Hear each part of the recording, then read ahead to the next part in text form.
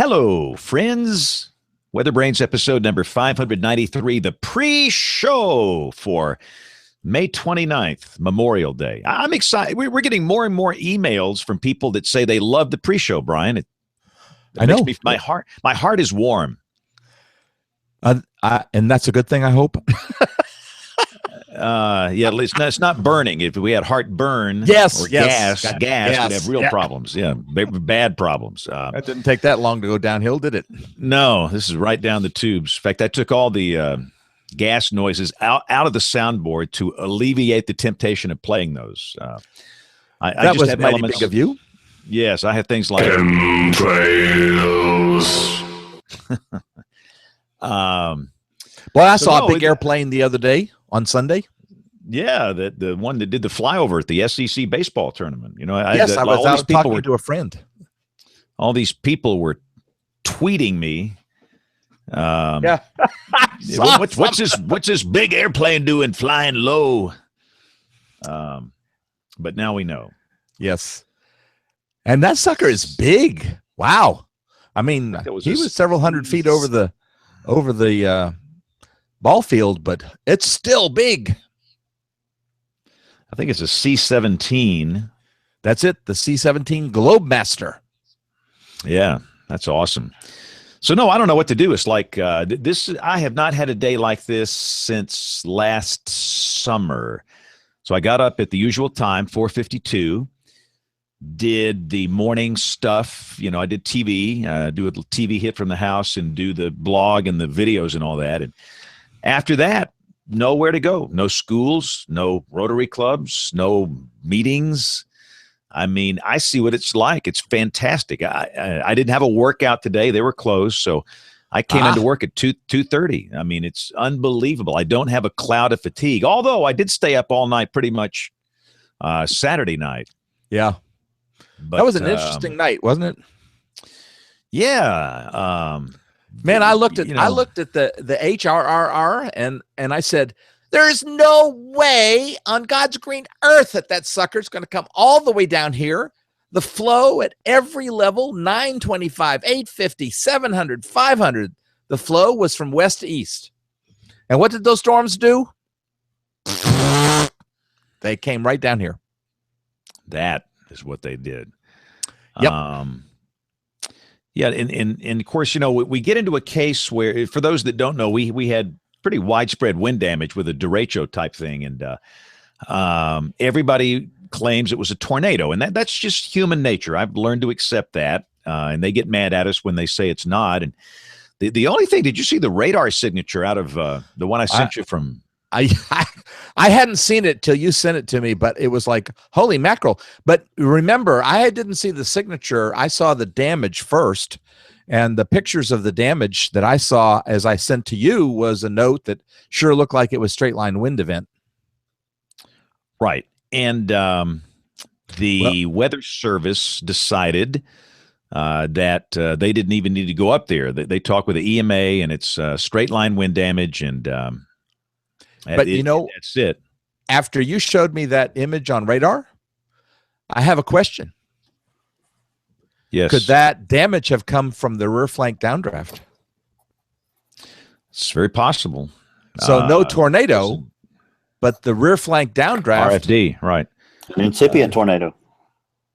Let me screen share this thing for those that are watching here. And I think that the only people that can see us or seeing us, this is not an audio show. So that is a screen grab of the storm that produced the damage in this town. The town is called Hamilton. This is between Birmingham and Memphis, Tennessee.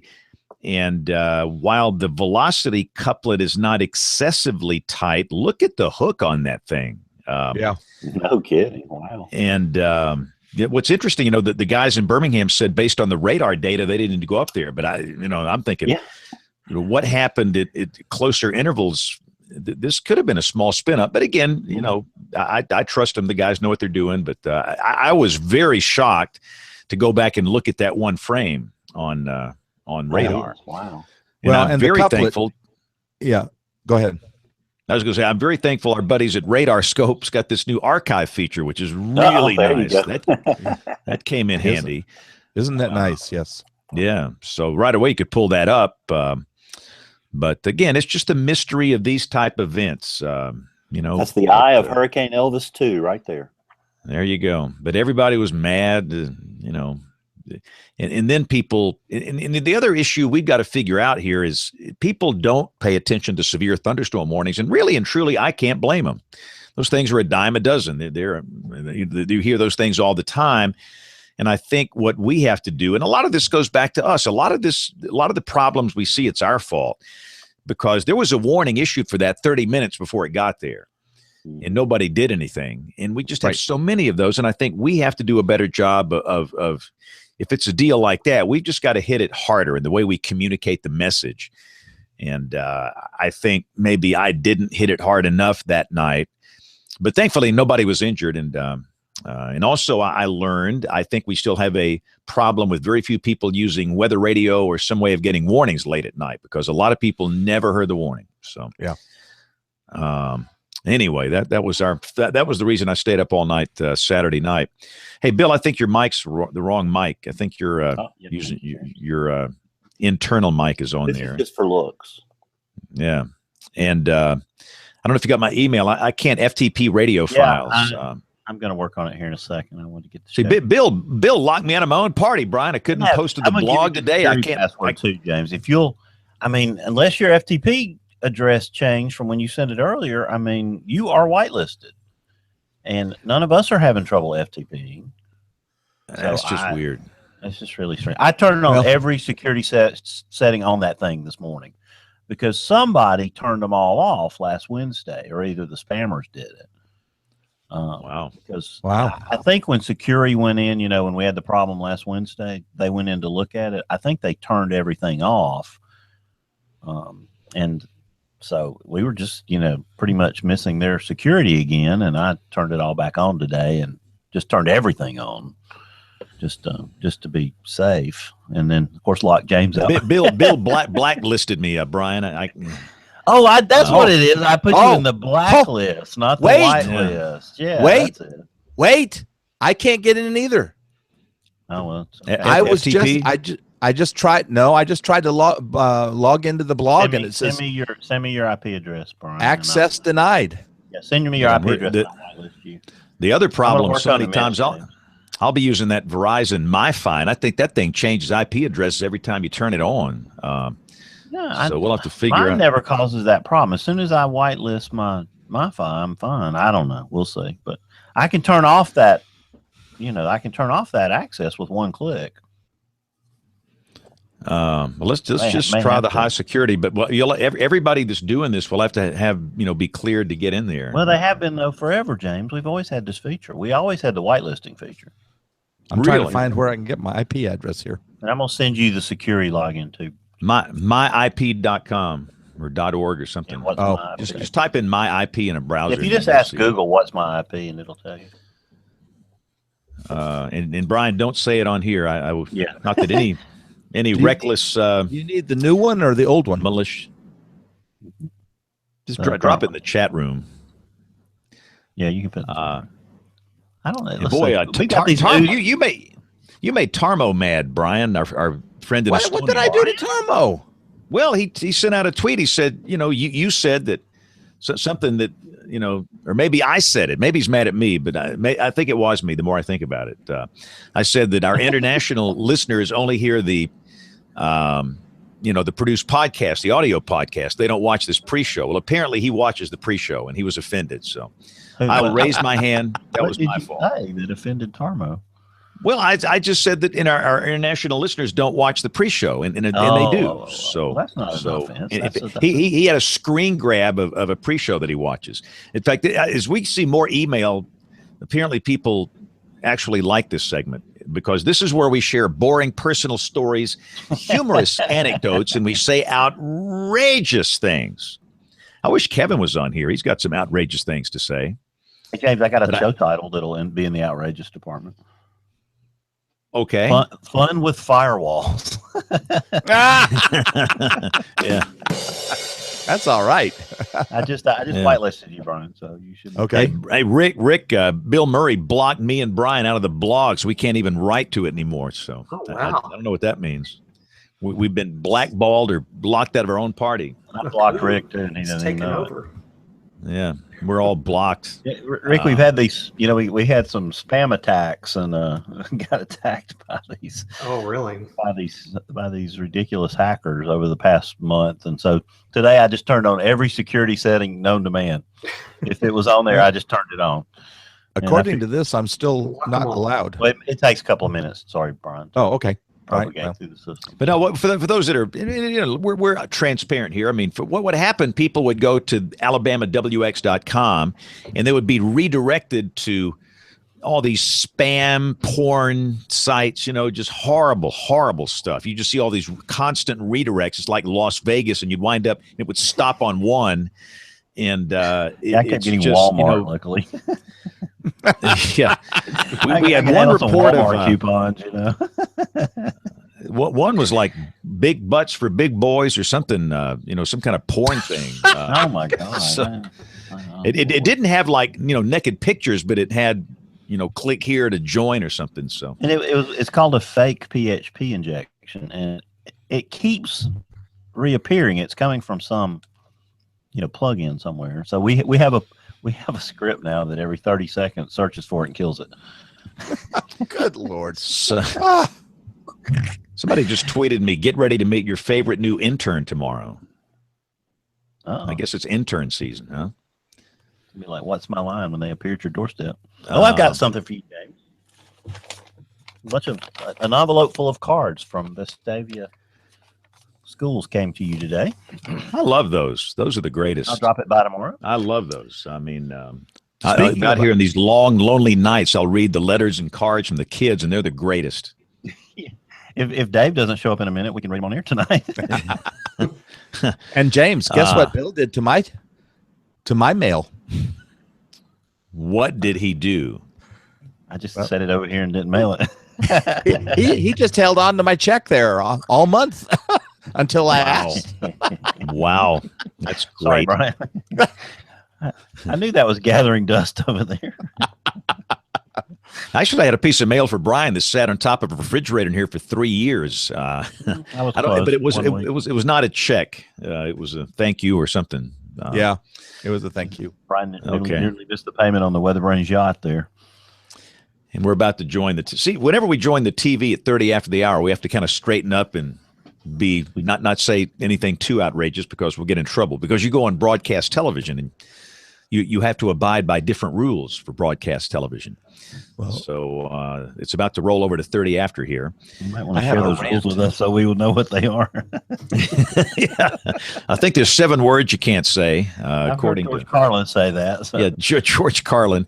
And welcome. I just see the bottom of the hour ID, and we are live. Ladies and gentlemen, this is James and the gang with WeatherBrains. We're about ready to start the show here. This is this marvelous, marvelous time of the program where we get our guests online and get our act together. Where is it? I guess it's Memorial Day. A lot of people are gone. I figured the crowd would be kind of thin tonight. And we're waiting. I like our lower thirds being back. That's really nice. Yeah, it's been on there for a couple of weeks. Yeah, but I've been gone for 4. It's just ridiculous. I'd be traveling all over the country.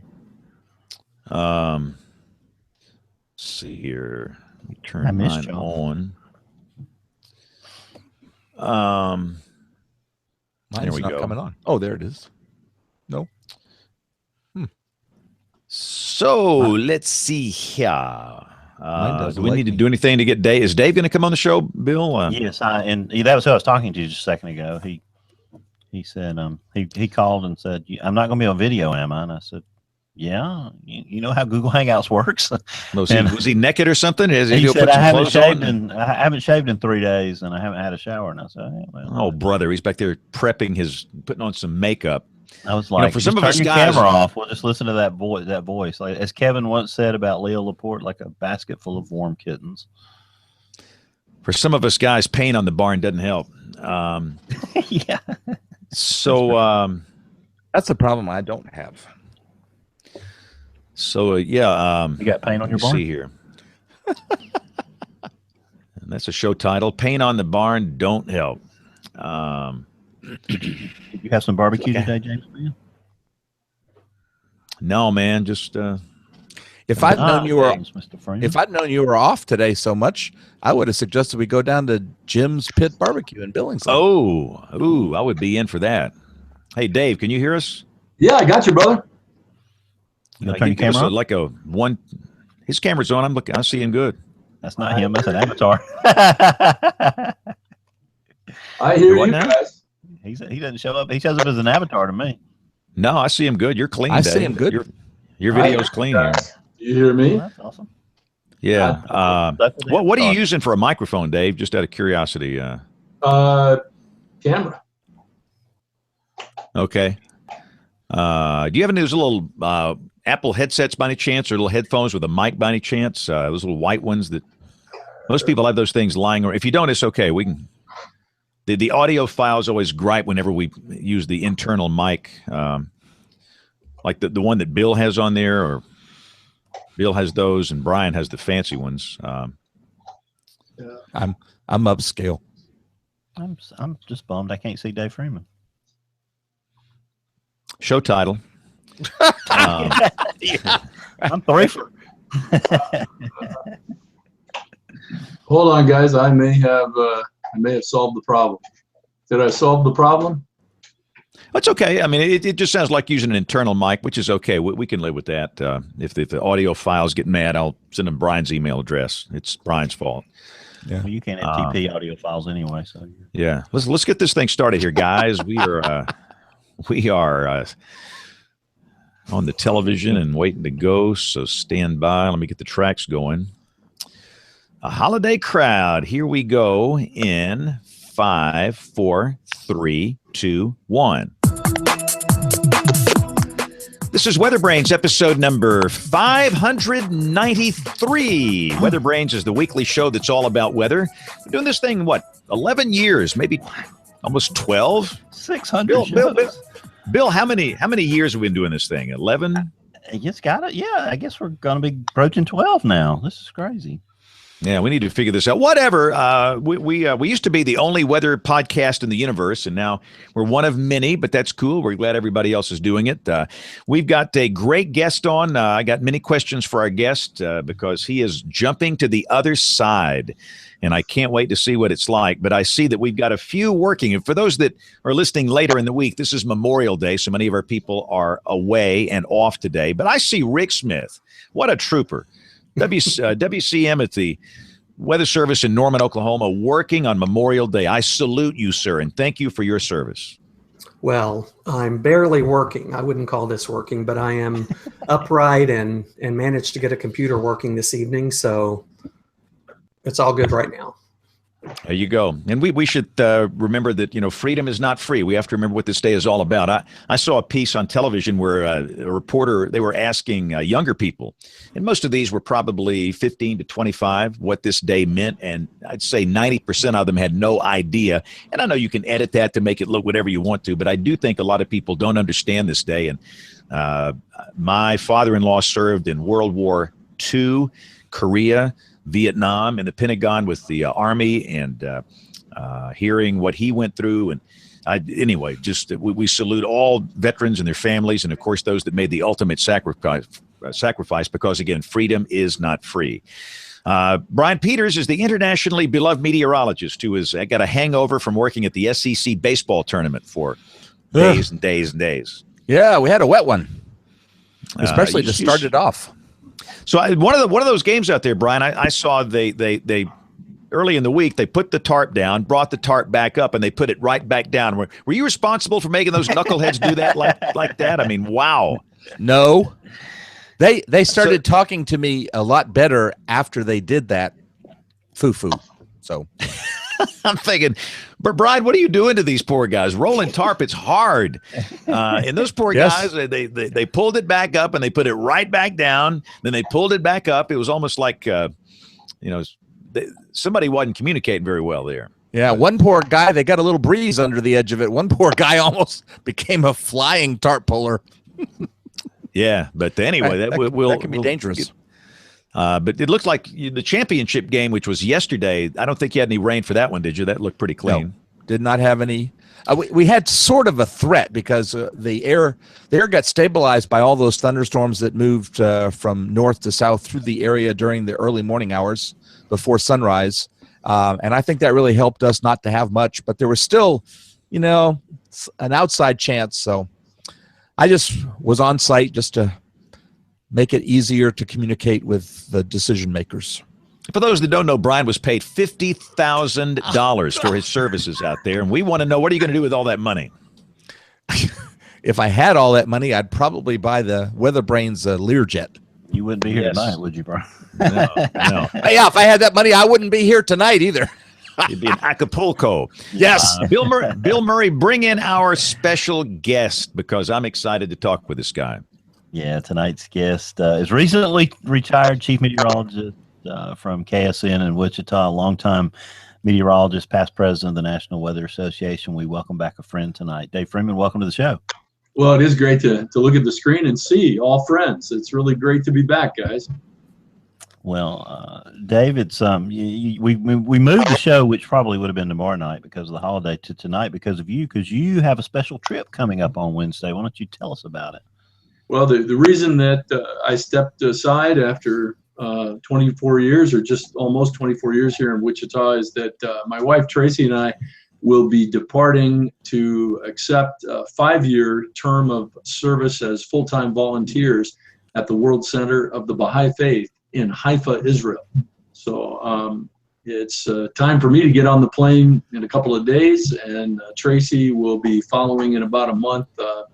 Unfortunately, she has to take care of selling the house and packing everything up after I get to go ahead and go on. So Dave, will you be there in Haifa the entire time, or will you go around the world and do other things? My particular role will involve being working with the governmental officials. So I'll be interacting with Israeli government officials. I'll be interacting with the diplomatic corps and what we might call like-minded organizations, interfaith, charitable organizations, universities. We'll be spending a fair amount of time in Tel Aviv and Jerusalem. So we'll be actually living part-time in Haifa, which is in the north of Israel, and then part-time in Jerusalem. So Dave, this is not a decision that one reaches lightly. How long have you been considering this, and what were some of the factors that went into your decision?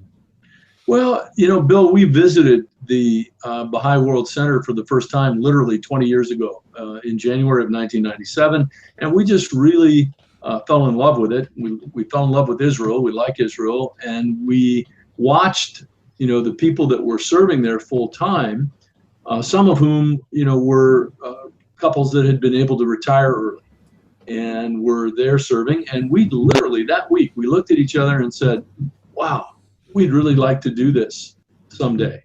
So we just, over these years, we tried to put ourselves in a position to be able to do that, to step aside a little bit early and have some good quality years where we could pay it forward and pay back all the debt for all the wonderful things that have happened to us in our lives. And in the meantime, each of our kids went for a gap year of volunteer service between high school and college. So they were over there each in turn, and they had good growing experiences, and we got to go visit them, so we got more comfortable with what that place is like and what the service is like. And we just said, what, now's the time. We're not getting any younger. Well, that's exciting and very admirable, Dave. Talk about the faith for a minute. Talk about some of the tenets and some things people need to understand about it, because I don't think many people know a lot about the Baha'i faith. Kind of the Reader's Digest version is that we believe that there's only one supreme being, that all of the world's religions have flowed from that one supreme being, essentially different chapters in a book, and that in this time, we are finally at a place where we can achieve some sense of oneness of humanity. So that's our job, that's our task right now. And it's also very much a service-oriented culture. We don't have any clergy in our faith. We're governed by democratically elected institutions, and volunteers do the vast majority of the work. So we'll be joining the staff at the World Center, and everybody who's there is a full-time volunteer. You know, you get support so that you can live there, but you know, there's no salary here. We're doing this because we want to be of service to our fellow humankind. So Dave, when I email you, it goes to the Dave Freeman 5. Talk about your family for a minute, and you already referenced your children and your wife. Talk about them for a second. Well, Tracy and I have been married for 33 years. Next month, about 2.5 weeks from now, we celebrate number 33, which is a miracle, because if I had to live with me, I'd have left 20 years ago. Plus being a meteorologist on top of it. Yeah, right.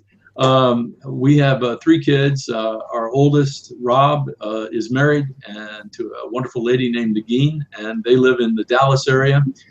We have a daughter, Kate, who's married to a young man that she actually met while she was doing her year of service in Haifa. They also live in the Dallas area.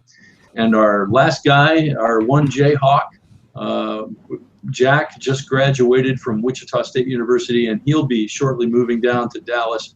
He's been telling all of his friends, you know, normally you leave the nest. In this case, they're burning the nest down. So he doesn't have a choice. They packed up and left. So Dave, take us back. How did you get into weather? I don't know that I ever heard this story all the time I've known you. Well, this is I'm an accident, man. I was in my first sports job on television as a sports guy, and working in a small market. And one Saturday night, the weathercaster called back sick from her supper hour and said she ate something bad. She couldn't come back and do the late news. So they called the boss and they said, well, who should we get to do weather? Oh, it's a small station. It was me and the anchor man. So the boss says, I'll get Freeman to do it. So I went back in the back after I wrote up all my sports. And, you know, in those days, it was the old teletype, you know, chunka, and spitting out all this paper. And I just started reading stuff. And James Spann would not have invited me on this program tonight if he could have seen that first map. I have no idea what I put on that map, but, and you guys that know me will not be surprised to hear this, I got in front of that map, talked twice as long as I was supposed to because I was having a blast. And asked for more time. I did. And, you know, later then I said, you know, that really was a lot of fun. And I had some powerful storm experiences as a kid. I've always been fascinated by weather. So I went back to the boss and said, hey, could I do that again, you know, next time somebody's on vacation? And eventually, you know, a long and winding road, you know, through more news and anchoring and all of this kind of stuff, I reached a place where I had the chance to come back. And I seized it. I said, you know, I chose, this is what I want to do. This is what I want my career to be. And that's when I went back to school because I didn't want there to be a glass ceiling. I wanted to learn so that I could, you know, forecast and do my job. And I tell you what, guys, the only thing I can say is I sure never believed that I'd end up in the Super Bowl of weather for 24 years. So where was that first station that you did? That was Huntington, West Virginia. Wow. So how did you land in Wichita? What connect the dots there? Yeah, you know, job to job. We're in Dayton, Ohio. I had been there for 7 years. I'd been the main weather guy for 4 years. And, you know, contract talks are up and, you know, there's this and that going on. And we're kind of getting down to the wire. And my agent called me and said, you know, hey, there's some interest in Wichita, Kansas. And my first reaction was, Wichita, Kansas. And then I said, oh, wait, I'm a weather guy. That's good. And so, you know, I said, hey, let's talk to him. So I flew out, took a look at the place. I was replacing a legend, Mike Smith, which is intimidating. But Mike was really gracious, helped me very much in those early weeks to get established and to figure out a little bit about Kansas. And guys, next thing you know, it's 24 years later. And some big events happened during that time. Of course, Greensburg comes to mind, Dave. We'll come back around to that. But are there any other big events that are memorable like Greensburg in your weather history? Well, one of the other really big formative ones was Hayesville, which was May 3rd, 1999. of course. Everybody associates May 3rd, 99 with Moore. We were on the northern end of that system, and we had a tornado that came up into the south side of the Wichita metro area. Afterwards, it was rated F4. And that was the first shift where I was on duty when we lost a life. I don't know how in the world I made it all the way to 1999 without having a fatality, but I did. And that was a chilling, unforgettable moment when that first word crossed the AP wire that there was a confirmed fatality. The whole room went silent for a moment. And I remember looking at my colleagues, my friends in the room, and then we all just kind of had to shake it off and get back to it because we had a job to do. But that was an extremely powerful moment, and I think that was a real wake-up call to all of us that this was very real. It's not some sort of bizarre computer game that we play. There are real people who are really afraid on the other end of this, and we're responsible for helping them. I'm glad you said that, because my first time on the air when a fatality happened for me was on the Palm Sunday outbreak for us in what, James, 1994? Yes. When the tornado hit the Goshen United Methodist Church, and I will never forget that same feeling that occurred to you. It occurred to me on the back of a ham radio report when that was mentioned, and I was just like, oh, that is really when it comes home to roost for sure. So certainly that brings back powerful memories for me. So talk about Greensburg for a minute, Dave. I've enjoyed hearing you talk about that before, because it's very moving. It's hard to listen to, but it's a very moving experience to hear you describe that story. Well, that's the worst night of my career. And to be honest with you, I'm glad I never saw another one like it. I lived in fear of seeing another one like that. It was just the perfect awfulness. This unbelievably strong, big, long track tornado that we were watching for a very long period of time. The signature on the radar was just off the charts. It was an unusual movement, actually very analogous to the Udall tornado, which we just had the anniversary of a couple of days ago. Udall, Kansas, almost a straight south to north track. It's coming across rural areas. We're getting all these consistent reports from spotters as the sun was going down, and then it's turning dark. It's a Friday night. I'm thinking you probably got latchkey kids that are home alone. It was all I could do to not cry because that resonates with me as a dad. And then we get to those last couple of minutes, and the darn thing hung a left. As it started to wrap up, it hung a left and just zeroed right on Greensburg. And we're watching this in disbelief and horror. I remember just my heart was sinking lower and lower and lower. And I'm just thinking, is there anything else we can say? Is there any other way we can say it to get people's attention and get them to take it seriously? Because, we all know the joke in Kansas, how do you know there's a tornado warning? Everybody's outside with their cameras. And I was just, I was really afraid that that's what was going to be going on. And, it was a horrible thing, 1.75 miles wide. It basically wiped out the entire town. It looked like Nagasaki. That was the phrase that was used by one of our senators, which I thought was very appropriate. You guys know Jim Reed, fantastic National Geographic photographer. I ran into him when I was there the next week to host a telethon for aid. I ran into Jim, and we're just standing there and we're looking at this. And he goes, I've been to a lot of these, but there's something about this that's different. And I said, Jim, I'll tell you what it is for me. It's that normally when you come to something like this, you look over here and here's destruction. And then you look over here and here's normalcy. In this case, we're standing in the middle of Greensburg, and you couldn't see anything normal, anything, anywhere. And so it was just this, the immensity and the scale of the destruction. And the other thing, and this is something that I've thought about an awful lot, and I bet James has as well. When I went around that day, that Friday afterwards, I took a lot of pictures, and I talked with everybody I found. They were there, sorting through wreckage and trying to save property. And I went around to all those people and I would ask them, okay, did you go to shelter? Everybody said yes. I said, okay, why?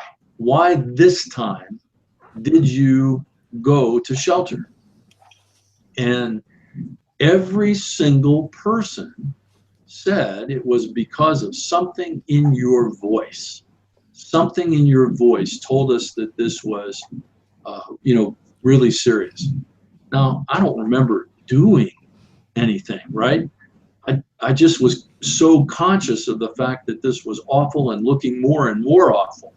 I wasn't doing anything, but something in that human to human communication of that information, and certainly Mike Umscheid, Dodge City National Weather Service, issuing the tornado emergency, did something to me. And apparently that came through. So I've thought about that a great deal over the years, and I would teach the younger members of our staff, you got to be in the basement with those people. You got to be there with them, reassuring them, warning them, giving them all the time that they can. And if you do it with that spirit, it's going to work out right. And I think that a lot, that way of looking at things and that philosophy, that really came out of those experiences.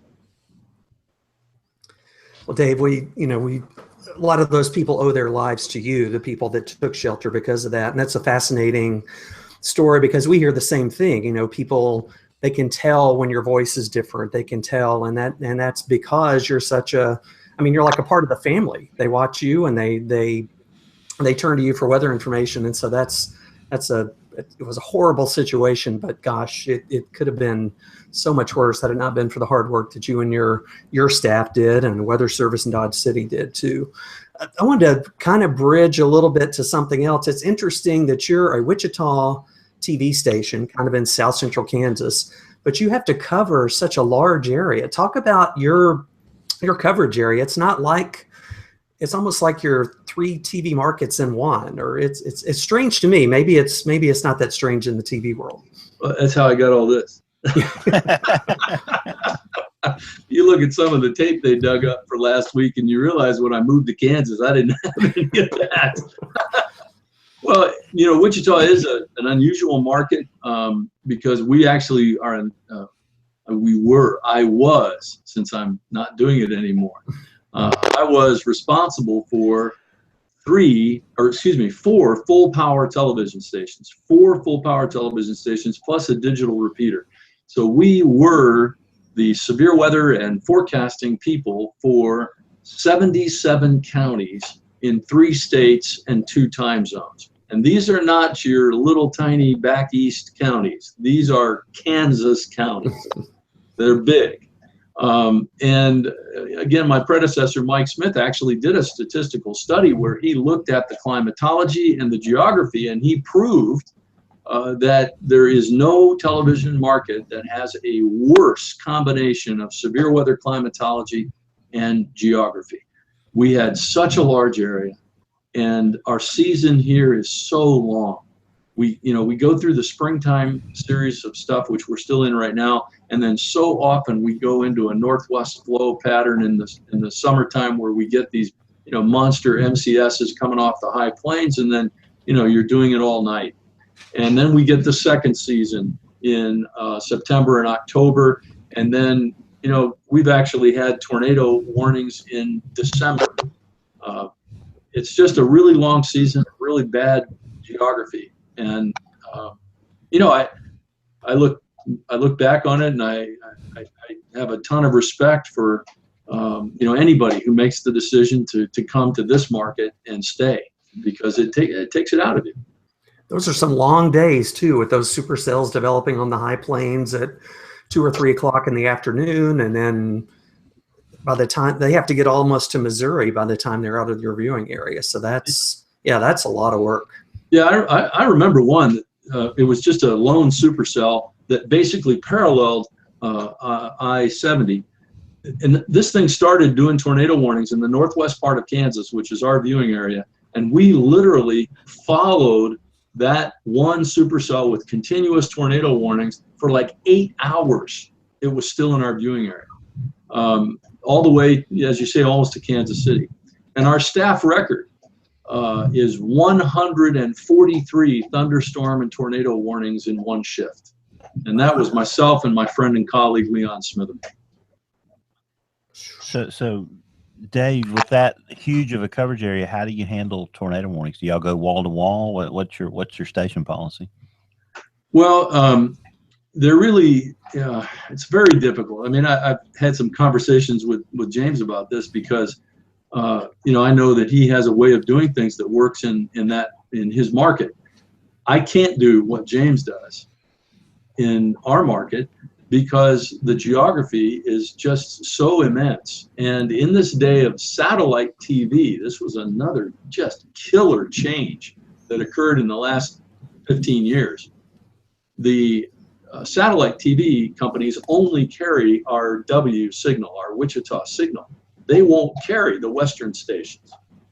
So if I only do severe weather coverage on our Western transmitters, which we used to do all the time, those people, 50% or greater, are not going to see that coverage because they're watching the satellite TV, which is only showing them Wichita. So we have to go on the entire state to cover every bad storm. So, we ended up talking about trying to make good decisions. Obviously we want to protect lives, and keep people safe, but that has to be balanced. So we would talk about, okay, I didn't like trying to make a set of rules. If it's A, then B. What I tried to do is to put in place a framework for whoever was on duty to make good decisions. So, we look at the nature of the threat. We look at the number of people who are impacted. We look at what time of day it is. Is it prime time when people are actively watching TV, or is it the middle of the night where they might be awoken and then turn on the TV? And then finally, we contrary to what some people were accusing me of in the last couple of weeks, we do try to take into account what's on TV. But you know what? If there's a tornado warning, I'm going to break into Final Jeopardy. Well, I won't do it anymore, but I did.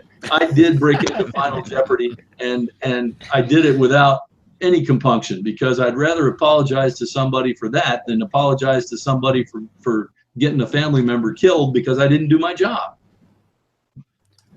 So Dave, it seems like, you referred to a difference in policy between what James does and what you do. And, we've introduced social scientists into the mix in the last 7-8 years. And it seems like we're still running around chasing our tail about, what are the right answers? Where do you think we're going? Are we going in the right direction? Are we going to solve this one day, or is it going to be an enigma forever? Well, part of me, goes back to the old adage, you can't please all the people all the time. I oftentimes I would get email from, say, somebody in Wichita who was furious because I had done a tornado warning interrupt for a storm that was in western Kansas. They were furious with me. And then I'd get an email from somebody in western Kansas who was furious because we didn't stay on continuous coverage for 3 hours for their tornado warning. I often would write them back and say, how about this? You guys, I'll lock you guys into a room. You fight it out and then let me know what to do. Because it is a tough call when you're trying to balance all these things. I'm really glad to see the movement in our field to bring social scientists into the mix. I'm really glad to see that meteorologists are now saying, look, we're experts about weather. Let's bring in some people who are experts about humans and human behavior, and let's try to understand a little bit more about why we're doing some of these things and how we can do them more effectively. The best warning in the world is worthless if people don't take the required action. So to me, that last missing step, that's what we've got to try and figure out. Let me hop in here real quick, Bill. I'm sorry. I know James is champing at the bit. Well, I'm biting my tongue, trying to be nice and give everybody else time. But Dave, so you're out and you can kind of comment freely on this stuff. I mean, the struggle I see now for the next year or two, it's everybody going their own way. In many markets, local television stations are issuing their own warnings independent of the National Weather Service. So channel X has a warning, channel Y doesn't for one place, channel Z has a warning, but in a different place. Is that becoming a problem in Wichita and proprietary severe weather indices and not using Storm Prediction Center outlooks, using your own? Is that market going that way too? Well, on some of the things I'd have to say no, thank goodness. We did not have anybody in this market that was issuing their own warnings. And I've always said, look, there are ways that you can do these things and still be respectful and supportive to our colleagues and friends at the National Weather Service. Rick's been a friend of mine for years. There are ways to do this. So, for example, if I see something that I'm worried about and I'm thinking, why doesn't the Weather Service have a tornado warning out on this? I don't have to go on and use the W word and put myself in a position where I'm, in opposition to my friends and colleagues at the Weather Service. I can go on and I can say, there's a severe thunderstorm warning on this particular storm, and we are worried about the hail and the wind threat. But I have to tell you, I'm also seeing some signs of rotation here, and I'm a little bit worried. I'll tell you what, if I was in the path of this storm, I would go ahead and move to shelter. Okay, now I just told people what they need to know, but I didn't put myself in an opposition position to the Weather Service. So, I think there are ways that we can and should be respectful and collaborative. Now, you brought up another thing, James, and that's the Storm Prediction Center outlooks. And I have a bunch of friends that work at SPC, and I have the utmost respect for them. But I did come to realize with the latest change that SPC made and breaking the outlook down into so many levels, I came to realize that we have different responsibilities in different offices or different audiences. And I realized that for Bill and Betty Lunchbox, it was not going to add anything to have 5 levels with more closely parsed categories. So, we combine slight and enhanced, and we do yellow, orange, red. It's a stoplight motif. It's widely recognized and understood by the general public, and it gets the point across. So again, I'm not, I don't go on and criticize my friends at the Storm Prediction Center because they have a different audience. They are speaking to Weather Service offices. They are speaking to emergency managers and others who are responsible for mobilizing resources and getting things moving. That wasn't my job.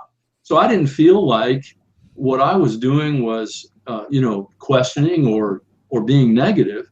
It was just, my audience, my purpose, my job was a little bit different. So that's the way I saw it, James. And I wasn't trying to pick a fight with anybody. I just was looking at this and saying, what's my role? Who's my audience? And how can I do that and still be consistent? I didn't draw my own outlooks. We kept the threat areas that were outlined. We just didn't show the more narrow parsing. What would you advise is exiting the business, those of us that are left in the business? How in the world can we, or do you think it's even possible for us to come up with a simple, unified message during life-threatening weather when it comes to watches, warnings, outlooks, call to action statements? We've even got some cases where you watch one TV station, a guy says, you got to be underground to survive. Another guy says, go into a lowest floor in a small room. Next guy says, drive somewhere. Is there any hope, you think, for us to, as a weather enterprise, to put aside egos and titles and all this stuff and to actually work together to come up with a message that's simple and unified? Not that we'll communicate it differently. And that's why people have options of watching one channel or the other, or using one source or the other. But do you think there's any hope for this to happen, or is it all over? Well, we're dealing with a highly competitive business by nature, as you well know, James. But we're also dealing with a highly competitive business that's under a tremendous amount of pressure from these forces that are operating on us.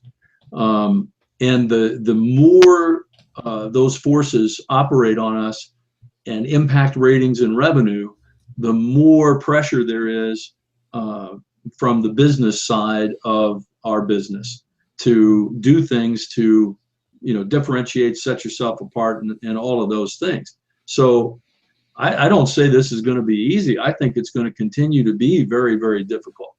What I would like to see, I think, is basically the line that has never been crossed. We've always had an unspoken rule in broadcasting. We're not going to issue our own warnings. We're going to stand by the Weather Service's warnings and maintain that consistency, particularly on the high-end events. You got a tornado warning. We don't need 4 guys issuing tornado warnings. What we need is good, consistent communication of the risk that the public faces. So, I don't know that it's going to be easy. I don't think it's possible in a competitive business that you can, achieve unanimity on everything. But I would hope that we would have some, collegial, collaborative efforts, and we've done that in Kansas. We started before it was cool. We started a Kansas Weather Summit where we got the Weather Service offices and the broadcasters initially together in a room every year, and we hashed out some of these things. We didn't always come to agreements, but we established good collaborative relationships, and we hashed out some of these things. For one thing, it was good because everybody realized that the other person wasn't sitting over here with horns and a tail. And then we expanded that to include the emergency management community, and we've had 150 to 200 people from all across the state of Kansas now gathering every year to talk about these issues of mutual concern and try to figure out a way that we can, gain the greatest amount of cooperation possible. And now you throw in social media, and oh my gosh, that's just a mess. And the National Weather Association has taken some steps to try to offer a way for folks to be able to differentiate, quality information coming from responsible parties with the National Weather Association Digital Seal of Approval. Bill was an integral part of that and is a seal holder. But man, I just see stuff on there that if I have any that's not gray left, it's going gray. Brother, you could look like me. It could be a lot worse. And I don't want to beat this thing to death, but the integrated morning team concept is great on a local level. We do them here. I know Rick does them. If you can get everybody to come, and that's a whole nother subject, but if you can get everybody to come and actually, sit down and, again, check everything at the door and realize we're in this business to do this, accomplish the same goal during life-threatening weather, those are fantastic. I have been at some of the IWT meetings away from my market, and they've been fantastic. And I'm hoping in Kansas City next month, we will start a national-type meeting of the minds to see if we can come up with a simple, unified message. You're right. We'll never win this battle completely, but I'm talking the big players with the big mouthpieces. We've got to be on the same page, and I'm hoping something good happens next month. That'll be during the AMS broadcast conference in Kansas City, but that's another topic for another day. So I want to go back to Greensburg for just a minute, Dave. I want, and for all of us that do this, if you would, tell me the things that you did right on that day, and tell me the things that you think you did wrong on that day. Well, I think that we did a lot of things right, and I say we, meaning the broadcast community. My friendly competitors, Merrill Teller and Jay Prater, they were doing a great job that night as well. We were, getting a great flow of information from our colleagues at the National Weather Service. So we really, we were all on top of it. We all had a consistent message that we were, delivering. So I think that we did that well. I think that, judging from the conversations that we had post-event, we were effectively communicating. My predecessor, Mike Smith, actually did a statistical study comparing Greensburg to Udall, which was a very analogous event. And Mike proved statistically that we should have had 250 fatalities in Greensburg. We had 11. They actually, I think I can say this after 10 years, we heard that they had ordered 200 body bags.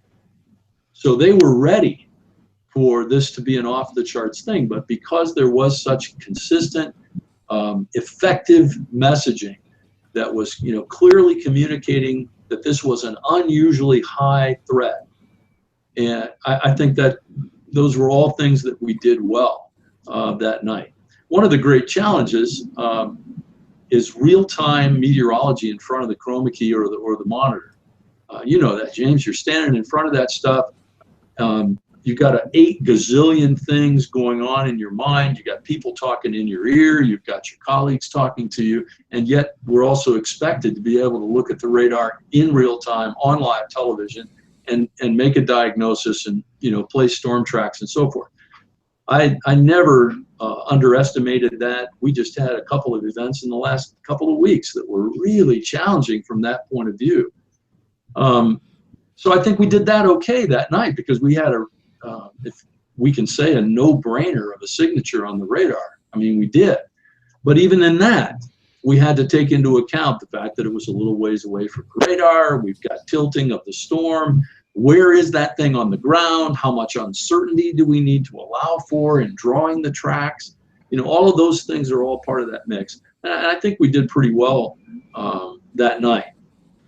In terms of things that we did not as well, a lot of people don't remember that Greensburg was just the first of 4 monster tornadoes that night in rapid succession.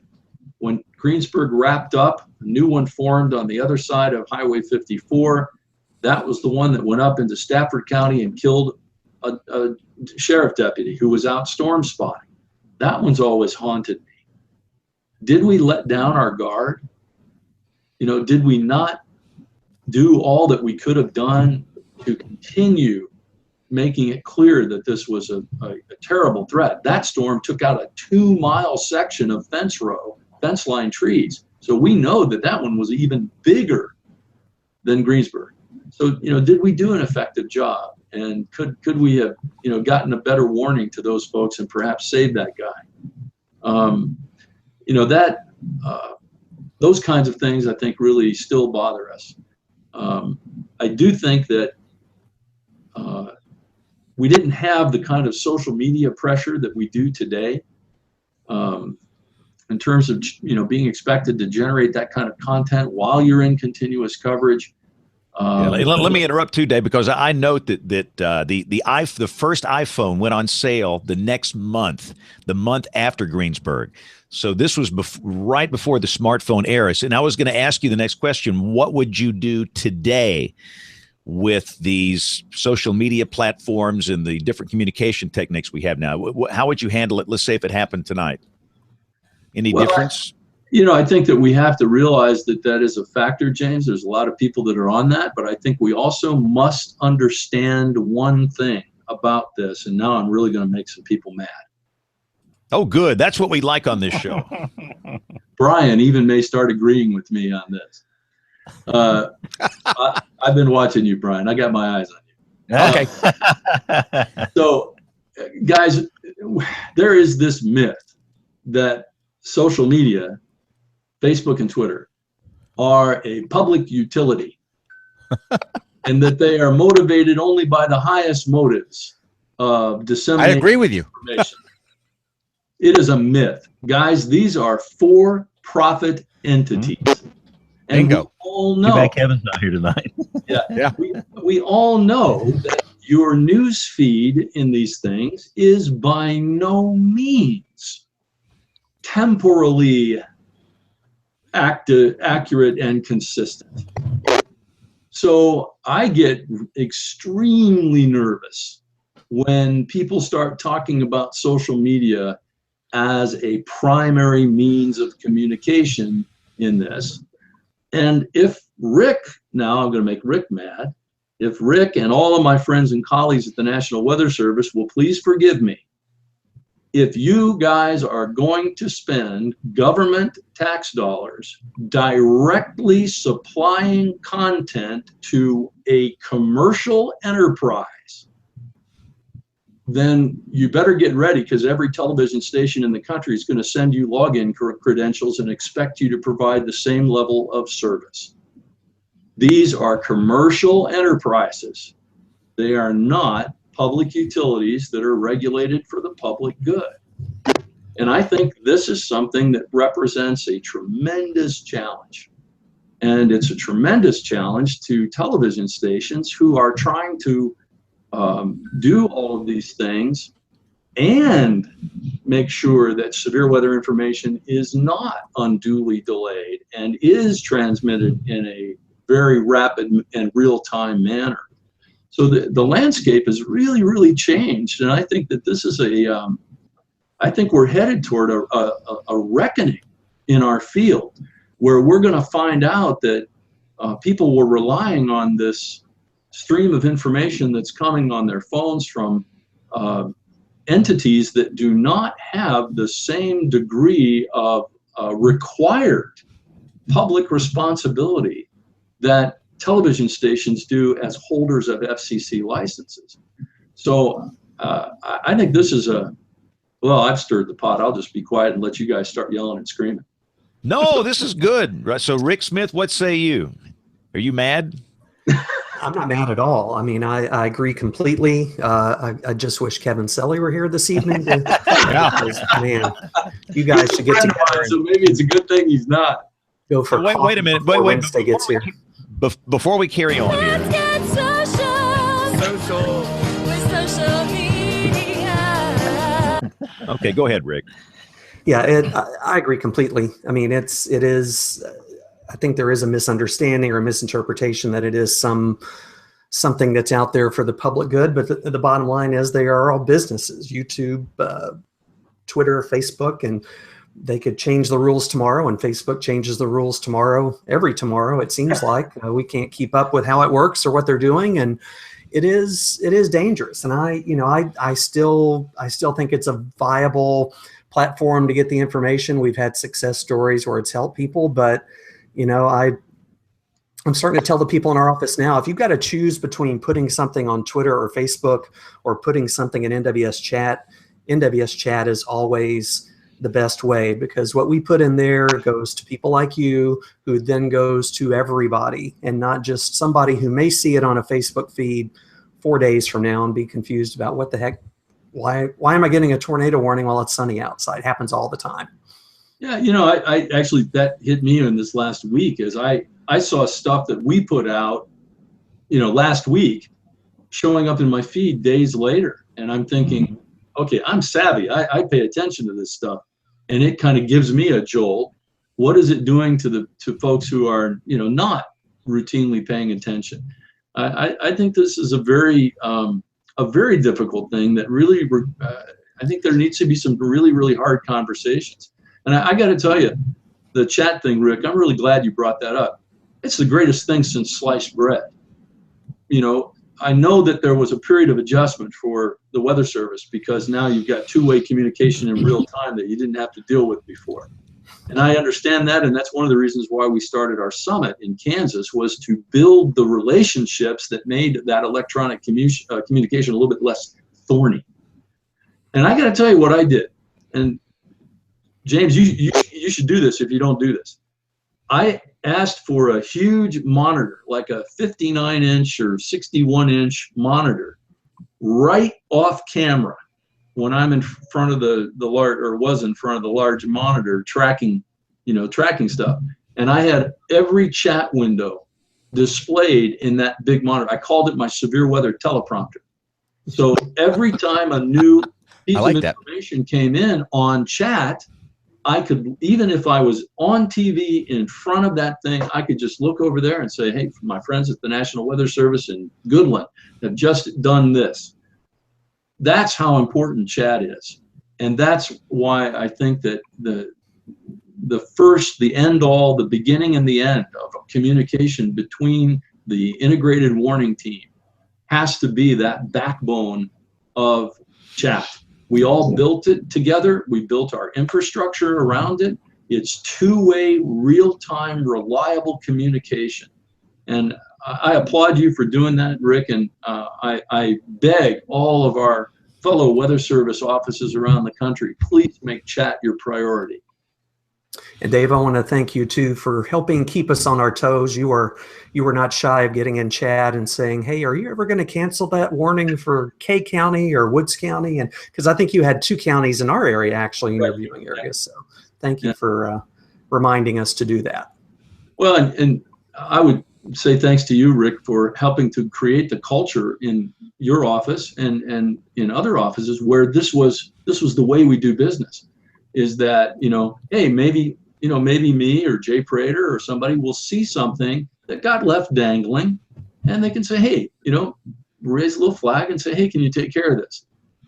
It's not meant to be in your face criticizing. It's not at all. It's like I told my staff members, I have these 2 delightful, talented young ladies that have worked with me in this last year, and I would just tell them, you guys, you are welcome to save my rear end anytime.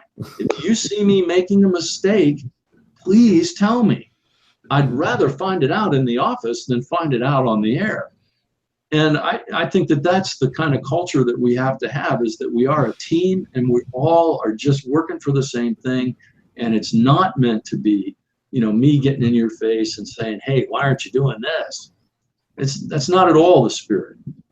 And if you're truly a team and truly have those relationships and you built them up through IWT meetings or whatever, it should be like that. And that's how it is that's how it always was with us, with your station and everybody else in our area. So chat is exploding in our area. I think I added close to 40 new people just last week. I think in one day I got 35 new requests for accounts. So it is exploding. We had over an event last week, or they all run together. We had over 400 people in the room. I was afraid it was going to crash, but we love it. Love it.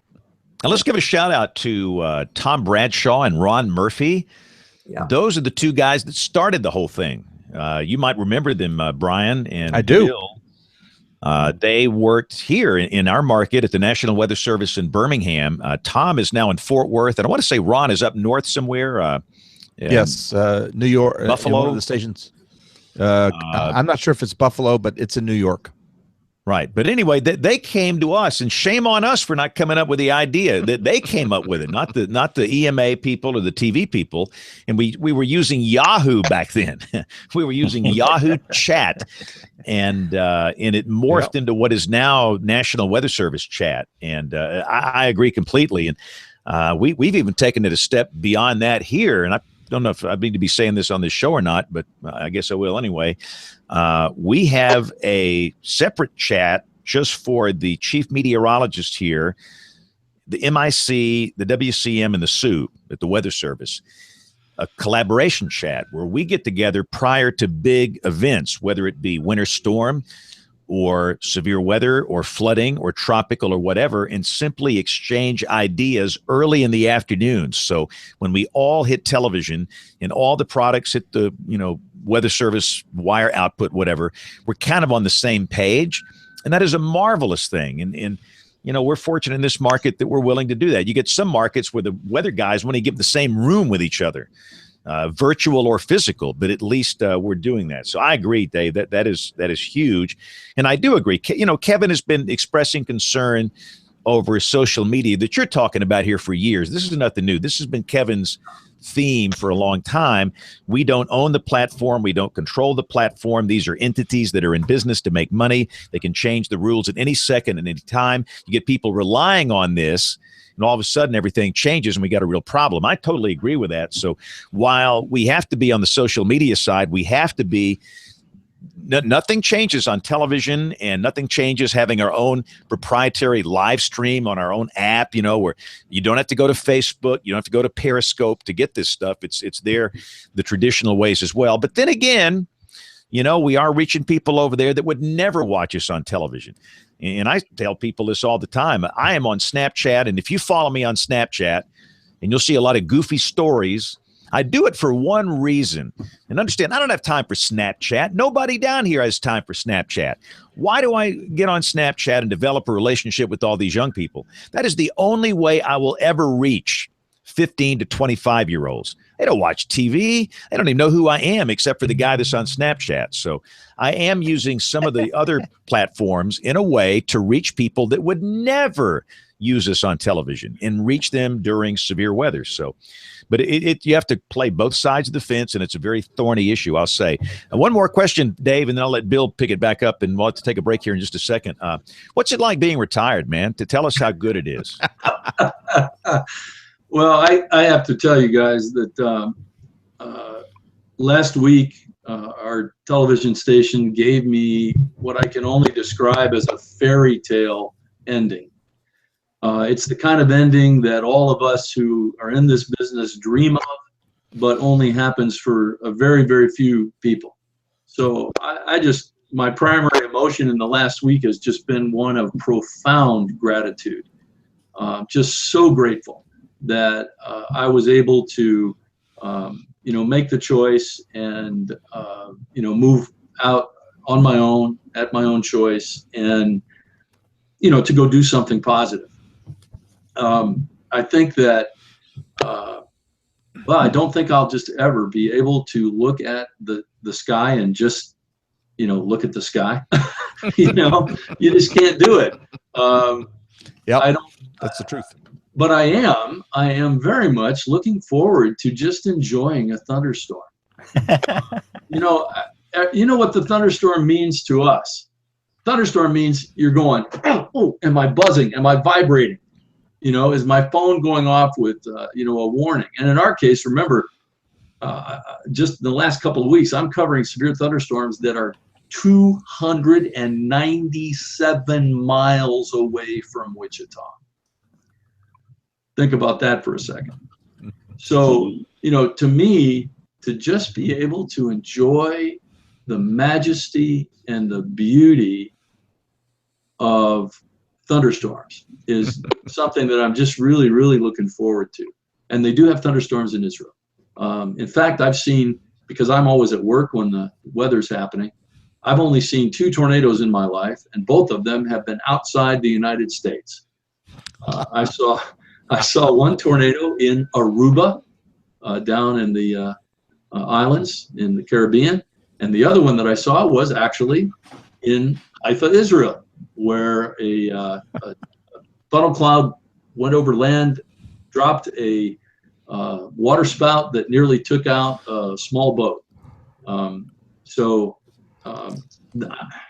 looking forward to just being able to relax and enjoy that. The other thing, I don't know if you guys can see it quite yet, but I'm really enjoying the fact that for the first time in a lot of years, nobody else owns my face. I noticed that, Dave. I was going to ask you about that.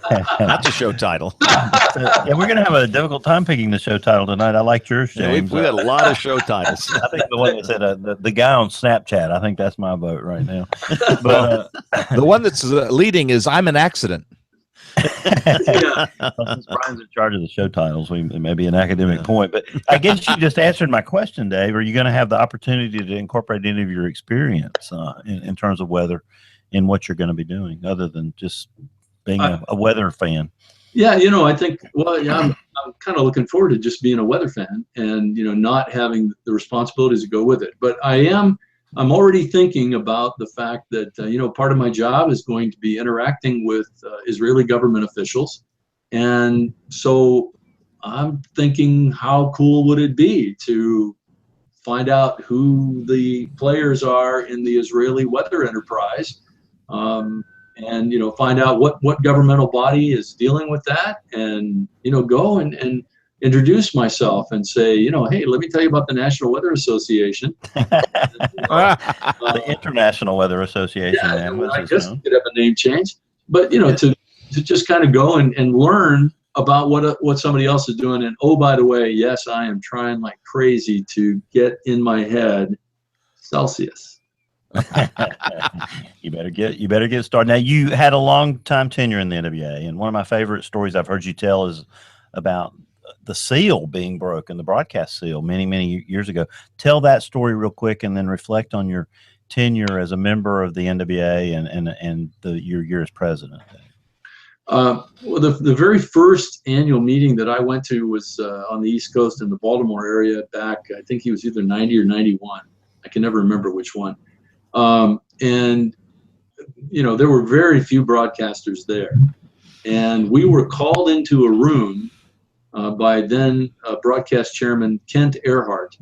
And I mean to tell you guys, there's like this many people in the room. I mean, it was not very many people. And Kent said that the council had mandated that we either fix the SEAL program and really make it a great program, or it was going away.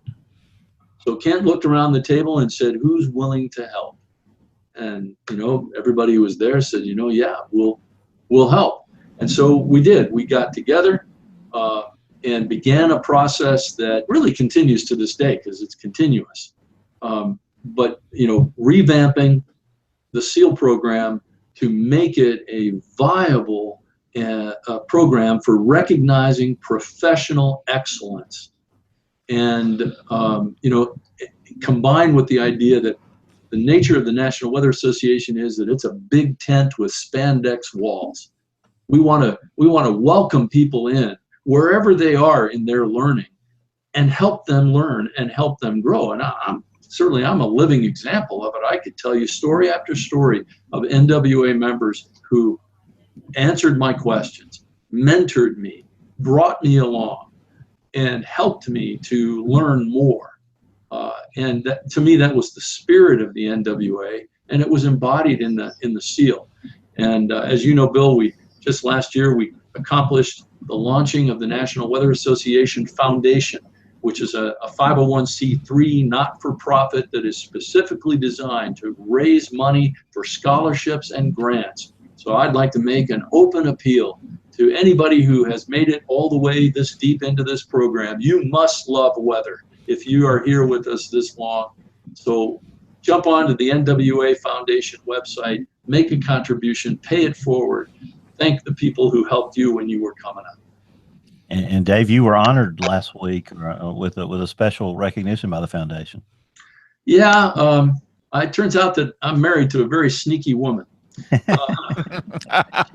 conspired not only with NWA Executive Director Janice Bunting, but with my general manager, and somehow found some sort of parliamentary maneuver for the foundation board to create a scholarship without me knowing about it. And so retirement night, the door opens to the studio and Janice Bunting walks in, and I honestly, I looked at her, I said, what are you doing here? Totally surprised. But I got to tell you that you just couldn't have done anything that would have meant more to me. Yeah, so this past president's fund is going to be a special scholarship, and encourage everyone to open their checkbooks. And while you're opening checkbooks, Dave, you remember we had a very successful Weatherfest in Norfolk last year. Yeah. It's a much bigger nut to crack in Anaheim. It is literally, 6 times the money to pull this off. So we really are up against some deadlines, and we need some folks to step up. So if you know of someone in an organization that wants to reach out to, millions of people, vulnerable populations in the Southern California area, Dave, urge them to open their checkbooks and send us some money. Well, you really, guys, what this is about, and this is something that all of us have to care about, no matter which hat you're wearing in this conversation, is scientific literacy, and particularly literacy about meteorology and literacy about risk reduction and saving lives. And that begins with families. And that's what the Weather Ready Fest did last year. It brought hundreds of families in to be exposed to meteorology.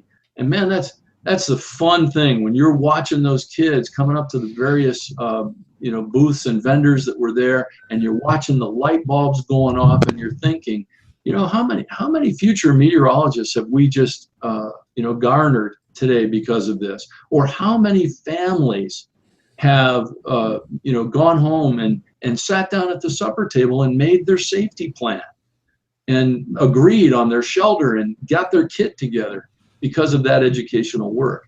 So, man, this is something that all of us have a stake in, and I just am thrilled to hear that it's moving forward.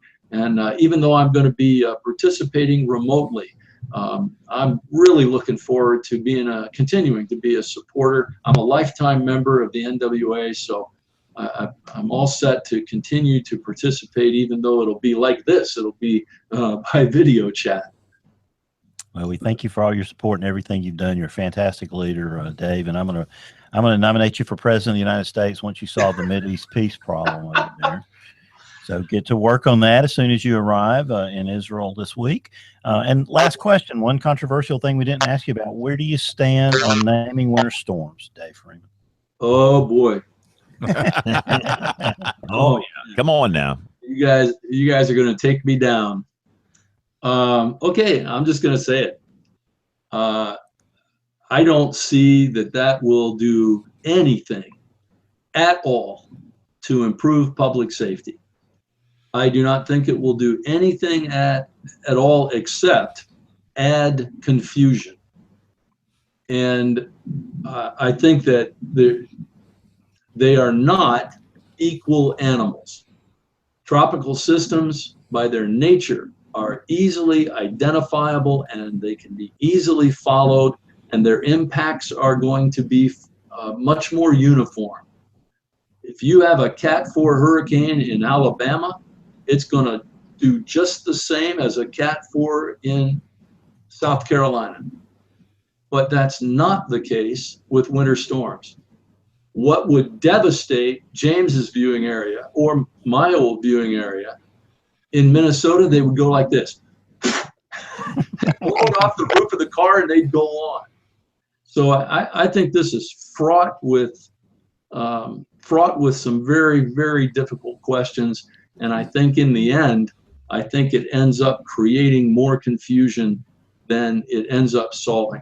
If you want to know how I feel about this, go back to the article that I wrote in my president's column about the hazard simplification process that is slowly progressing. Our warning system is already vastly overcomplicated and way confusing.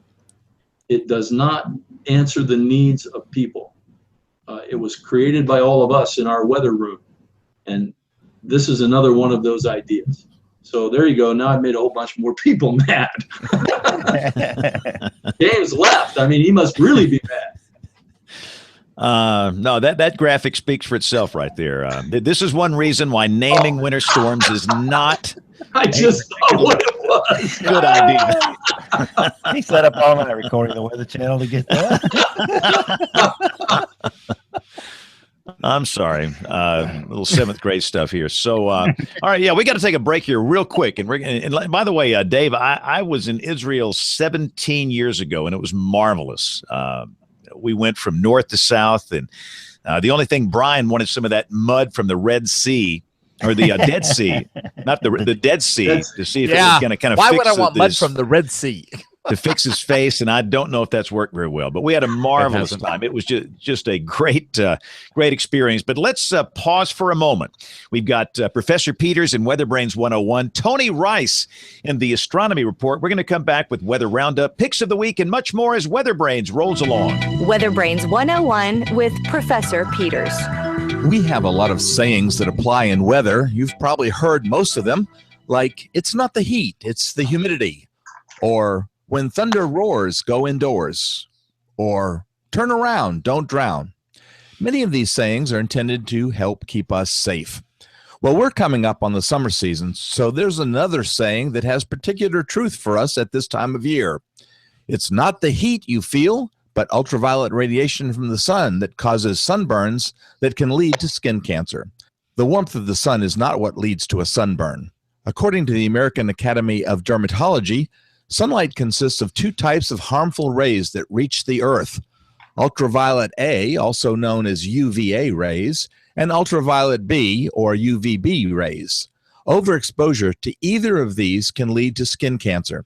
In addition to causing skin cancer, here's what each of these rays do. UVA rays can prematurely age your skin, causing wrinkles and age spots, and can pass through window glass. UVB rays are the primary cause of sunburn and are blocked by window glass. The American Academy of Dermatology goes on to say that there is really no safe way to tan. This includes radiation from artificial sources such as tanning beds and sun lamps. Every time you tan, you actually damage your skin. As this damage builds, you speed up the aging of your skin and increase your risk for all types of skin cancer. Even on cloudy days, ultraviolet radiation can pass through those clouds and cause a sunburn while you remain outdoors for long periods. So if you have plans that call for long spells of time working or playing outdoors, be sure to lather up with your favorite suntan lotion with a strong SPF rating to reduce your likelihood of getting a sunburn. Say, maybe there should be a new saying, red ain't cool. If you have a question about the weather, drop an email to question@weatherbrains.com. Looking beyond the atmosphere, here's Tony Rice with your astronomy outlook. The 5 naked eye visible planets will be visible for the next few weeks. Look for Mercury above the tree line before sunrise in the east. Then look to the right, find brighter Venus. This morning, the crescent moon was nestled up against Venus. By Tuesday morning, though, it will be between Mercury and Venus. Look for it on your morning run or dog walk. Now, just after sunset, look for Mars above the tree line in the western sky. Saturn will rise around 10:30 p.m. local time and remains visible until sunrise. Jupiter is also visible high in the southern sky after sunset. It remains visible most of the night, setting around 4 a.m. The moon turns new this Thursday, and this coincides with lunar perigee, or the closest point in the moon's orbit around Earth. So this is technically a supermoon. But since this is a new moon, it's not quite as exciting, but it can be. This is a great time to look for Earthshine. Earthshine is the light reflected from Earth onto the face of the moon. While much of that light is absorbed by the moon's surface rather than reflected, enough makes it back to our rods and cones to make out the disk of the moon that's not being directly illuminated by the sun. Now, back in the 16th century, Leonardo da Vinci explained this phenomenon after he'd realized that both the Earth and the moon were reflecting sunlight at the same time. Earthshine's a bit more prominent on the East Coast, because as the moon rises, it's receiving more light reflected off of North America. The land is more reflective than the ocean. Earthshine is also more prominent in the winter, thanks to the snowpack across Canada and the upper Midwest. Clouds can also contribute something here. They're much more reflective. The best time to experience Earthshine is just before and just after the new moon. So take a look tomorrow evening and then again this weekend. That's your astronomy outlook. Follow me at RTP Hokie for more spacey stuff like this. When the weather ball is red, warmer weather is ahead. When the weather ball is white, colder weather is in sight. When the weather ball is green, no change in the weather is foreseen. When colors blink, by night or day, precipitation's on the way. We are doing this show on May 29th, 2017, almost into meteorological summer, which starts here in a couple of days. So let's start with Rick Smith. Rick, what's happening in Oklahoma weather-wise? Well, we're enjoying a few quiet days after a very busy week last week and weekend. Had some of the most nasty, humid, muggy air other than being in Gulf Shores or somewhere along the Gulf Coast. 74 dew points and temperatures near 90, and it was just ridiculously miserable on Saturday. And of course we had Friday, and then we had severe weather, and that had a nice couple of days after that. Fortunately, got another system coming in later this week, hopefully a little bit calmer and some more rain, and we'll take every drop of rain we can get. It looks like we're kind of trapped into a soupy air mass for a while down here. In fact, we'll probably be trapped in it until sometime in September with the typical scattered showers or storms. And this is such a hard time of the year. It's just like you want to go on autopilot here in June, July, and August. I mean, like somebody just asked me over on one of the social media platforms, is it going to rain in my town tomorrow night? Well, the right answer is I don't know. I mean, it might rain 20 miles down the road, or it might rain where you are. It might not rain until 50 miles down the road. It is just we're getting into that time of the year where we get these random air mass thunderstorms, and we'll see no tropical mischief so far early in the season. Brian Peters, any thoughts from you? Well, I thought it was weather interesting happenings? that on one of the model runs the other day, they had some tropical mischief in the Eastern Gulf. But then, that's why we call it voodoo country, right? Because the next day, voodoo, baby, voodoo. it was I bet gone. The GFS, wasn't it? Yeah, it was. I have, what do you do on these things when you've got this bullseye over the Eastern Gulf and you just say something about, well, this is the 12, 14 days out, and I'm going to ignore that thing in the Eastern Gulf. So I don't know. I started to write bogus tropical system on my afternoon update that we had to do for James because we locked him out of the internet. Yeah. But I just went backspaced over it because it happens every year. Yeah. Oh, yeah. Well, and when it shows up, some of the people will run with it. I don't run with it, but it's like it's a gorilla in the room. So I mean, you have to note that it's there, but it's like Well, that's I don't what put I should have done. any stock in it. I mean, not at all. And by the way, my forecast for today was that it was going to be pretty wet and soupy. And at my house, I only got 0.02, so it was humid, but it wasn't really that wet today. And I don't think I got that much. 25 miles down the road, Brian. Well, no, Moody, not 2.46. 5 miles. I had a shower move by just 5 miles away. Yeah, but our friends up in Moody had 2.5 inches, 2.46. Yes, today. Yes, I saw that. Yeah, that was a nice thunderstorm. It had a fun little looking structure to it too. Yeah. Oh, we had great images from these things. But it's that time of the year. Tropical season begins. And I guess we should talk about the hurricane outlook. We don't have a lot of time left here, but NOAA came out with their tropical outlook last week. Very specific, right down to the number. Wait, I don't think they're very specific. That's what I'm saying. Good God. Sarcasm. Come on, Brian.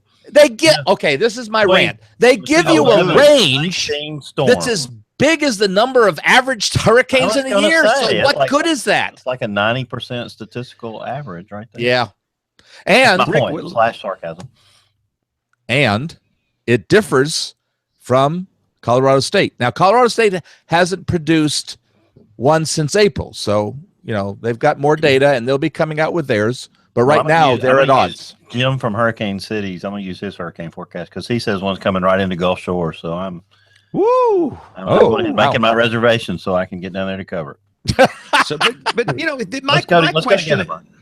My question has been this all along. Let's say I am an emergency manager in Pensacola, in Lake Charles, in Galveston, in Daytona Beach. What do you do with this information? I mean, what do you do with it?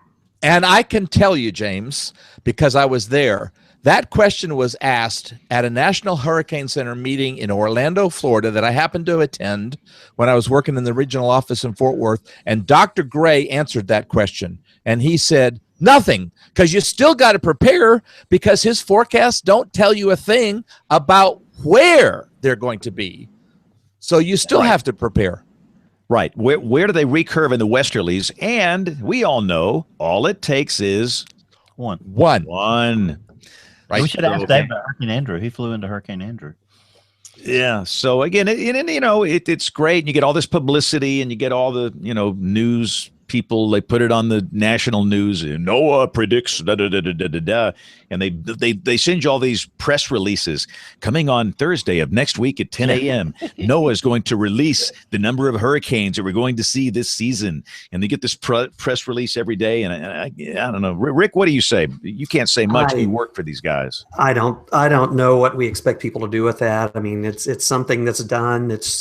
I guess it's tradition, but to me, it's pretty useless. Y'all excuse me, I gotta go delete a post from the blog from last Thursday. What? Post about the hurricane outlook. Hold on, I'll be right back. Yeah. No, I put it on TV. I put it on television. My best moment on television is what I do in the morning show from my house because I can just do whatever I want to. And I showed it and I said, what? Look, there's not much skill. What are you going to do with this information? The same thing we've been talking about here. So anyway, we got to do picks of the week. I have to. I'm the lead story, I think, tonight. Mine, they're placing bookie odds on tropical season now. Yeah, you guys see that? Let's do those prop bets next week. That would be fun. Yeah. So on somebody else's money, not mine. You can. Brian's got $50,000 he got from the SEC tournament out there. So I'll bet you two Dreamland ribs that So you can bet, you can place good money on tropical activity this season. That we'll put a link to that up on WeatherBrains.com. Brian Peters, what's your pick of the week? Well, James, I have terrible news, and that is that we have had 9 children die in cars so far this year in the United States. So my second rant of the night is kids and cars. I understand. I understand lives are busy, but my God, how can parents forget their kids in the back seat? There are things to do to not do that. So my pick of the week is kids and cars with specific emphasis on heat. I love the infographic you put up today, James, from the Weather Service. I think we need to put that on the blog permanently because that's yeah. And look, we joke about the stupid heat tips, and they are stupid, but there's some real issues, and that's a real issue. And as society changes, people say, well, how could people do that? I don't know, but I've done some stupid stuff, but people have to have some type of system. There's just got to be a systemic solution to this, and for everybody, it's different. But I totally agree. That is a big deal. And by the way, we're going to do email next week. Aubrey is obviously off today, Memorial Day. Rick Smith, what's your pick of the week? My pick of the week is an NSSL research project. Several of my friends in the building are engaged in this. It's called RIVERS. Once again, another great acronym from the people at NOAA. The Rivers of Vorticity and Supercells project. They're roaming around the plains, launching special weather balloons into environments around supercells. They launched 3 weather balloons this past Friday or Saturday. My days are getting mixed up. I'm sorry. And all 3 soundings had Cape values over 7,300. One of them was over 7,500 measured. Wow. And they ended up launching a balloon directly into the updraft of a supercell. And the data is being described as jaw-dropping. We haven't even seen. What's the vertical velocity on something like that, Rick? I think I saw today, and there were some calculations that may still be a little off, but 100 miles an hour basically is what they were looking at. Isn't that amazing?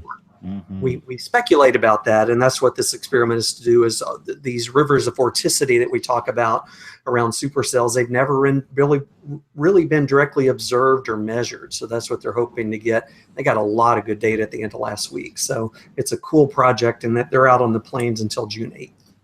Very cool stuff. All right, Bill Murray, what's your pick of the week?